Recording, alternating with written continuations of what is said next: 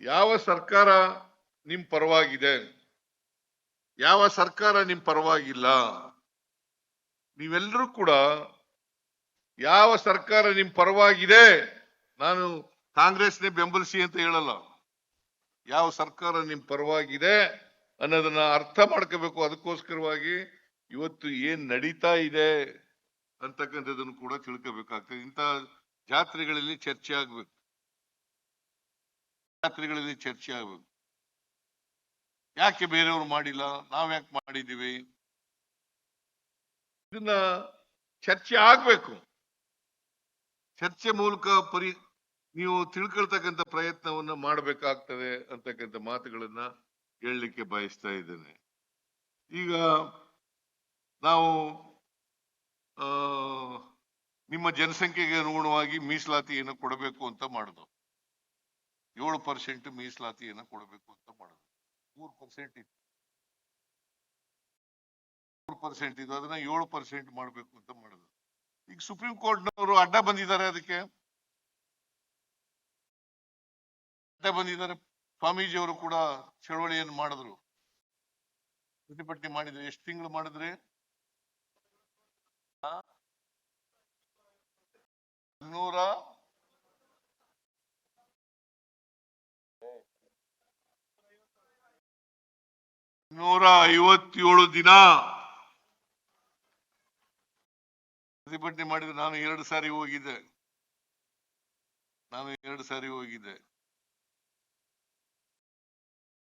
ಆಮೇಲೆ ನಮ್ಮ 24.1% ಇದ್ದಾರೆ ಪರಿಶಿಷ್ಟ ಜಾತಿ ಪರಿಶಿಷ್ಟ ವರ್ಗದವರು. 17.1% ಪರಿಶಿಷ್ಟ ಜಾತಿ, 1.5 ಮತ್ತೆ 7% ಪರಿಶಿಷ್ಟ ವರ್ಗದವರು. ಎರಡೂ ಸೇರಿದ್ರೆ 24.1% ಆಯ್ತು. ಅವ್ರ ಜನಸಂಖ್ಯೆಗೆ ಅನುಗುಣವಾಗಿ ಪರಿಶಿಷ್ಟ ಜಾತಿ ಪರಿಶಿಷ್ಟ ವರ್ಗದವರಿಗೆ ಮೀಸಲಾತಿಯನ್ನು ಕೊಡಬೇಕು ಅಂತೇಳಿ ತೀರ್ಮಾನ ಆಗಿ ಅದನ್ನ ಜಾರಿಗೂ ಕೊಟ್ಟಾಯ್ತು. ಜಾರಿ ಕೊಟ್ಟ ಮೇಲೆ ಈಗ ಸುಪ್ರೀಂ ಕೋರ್ಟ್ ಅಡ್ಡ ಬಂದಿದೆ. ಅದಕ್ಕೆ ನಾನು ಹೇಳ್ತಾ ಇದ್ದೀನಿ, ನಾನು ಈ ಮೀಸಲಾತಿ 24.1% ಇರಲೇಬೇಕು ಅಂತಕ್ಕಂಥದ್ರ ಪರವಾಗಿರ್ತಕ್ಕಂಥವನು.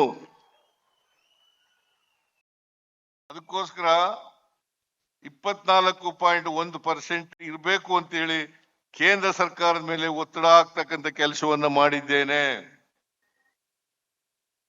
ಅಷ್ಟೇ ಅಲ್ಲ, ನಾನು ಎಲ್ಲ ನಮ್ಮ MLA ಗಳ ಜೊತೆ ಇಲ್ಲಿ ಲೋಕಸಭಾ ಸದಸ್ಯರಿದ್ದಾರೆ,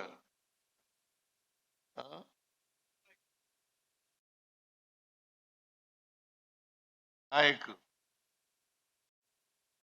ಒತ್ತಡ ಹಾಕ್ಬೇಕು. ನೀವು ಕೂಡಲೇ 9th ಶೆಡ್ಯೂಲ್ ಸೇರಿಸಬೇಕು ಅಂತ ಹೇಳಿ ಒತ್ತಡ ಹಾಕ್ಬೇಕು. ನಾನು ಡೆಲ್ಲಿಗೆ ಬರ್ತೀನಿ, ನಾನು ದಿಲ್ಲಿಗೆ ಬಂದು ಸಂಬಂಧಪಟ್ಟಂತ ಮಂತ್ರಿಗಳಿಗೆ 9th ಶೆಡ್ಯೂಲ್ಗೆ ಸೇರಿಸಲೇಬೇಕು ಅಂತಕ್ಕಂಥ ಒತ್ತಡವನ್ನು ಕೂಡ ಹಾಕ್ತಕ್ಕಂಥ ಪ್ರಯತ್ನವನ್ನು ಮಾಡ್ತಾ ಇದ್ದೀನಿ.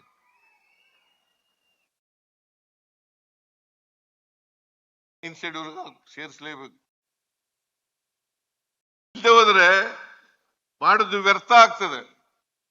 24.1% ಮಾಡಬೇಕು ಅಂತಕ್ಕಂಥದ್ದು ಅದು ವ್ಯರ್ಥ ಆಗ್ತದೆ. ಜನಸಂಖ್ಯೆಗೆ ಅನುಗುಣವಾಗಿ ಇಲ್ಲದೆ ಹೋದ್ರೆ ಸಮಾನತೆ ಬರ್ಲಿಕ್ಕೆ ಸಾಧ್ಯನೇ ಇಲ್ಲ.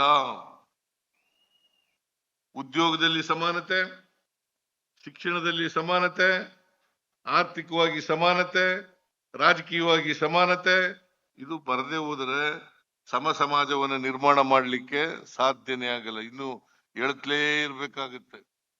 ಸಮ ಸಮಾಜ ನಿರ್ಮಾಣ ಮಾಡ್ತೀವಿ, ಸಮ ಸಮಾಜ ನಿರ್ಮಾಣ ಮಾಡ್ತೀವಿ, ಎಲ್ರಿಗೂ ಸಮಾನ ಅವಕಾಶಗಳನ್ನು ಕೊಡ್ತೀವಿ ಅಂತ ಹೇಳ್ತಲೇ ಇರ್ಬೇಕಾಗತ್ತೆ. ಅದರಿಂದ ಇದು ಅಕ್ಷರ ಸಹ ಜಾರಿ ಆಗ್ಬೇಕು. ಇದನ್ನ ಮಾಡ್ತಕ್ಕಂಥ ಪ್ರಯತ್ನವನ್ನ ಮಾಡಿದ್ದೇವೆ.